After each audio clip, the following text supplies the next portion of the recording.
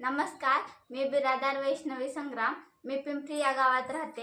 मी विद्यावर्धिनी शाळेत शिकत होते. मी 10वीला होते. मला पर्सेंटेज 90.20% आहेत. मला मार्गदर्शन करणारे sir Chaudhari sir, Bandu Patil sir, Baba Patil sir, Swami madam, Aryan Jadhav sir हे मला मार्गदर्शन केले आणि त्यांच्या आशीर्वादाने मला 90.20% मला आई वडिलांचा पण सपोर्ट होता. त्यांच्या सपोर्टमुळे आई मला सकाळी उठवायची, पहाटे उठवायची, अभ्यासाला लावायची, नंतर शाळेत वाढवून द्यायची. मला सपोर्ट केले, त्यामुळे मी इथपर्यंत आले. मला एवढे चांगले पर्सेंटेज पडले.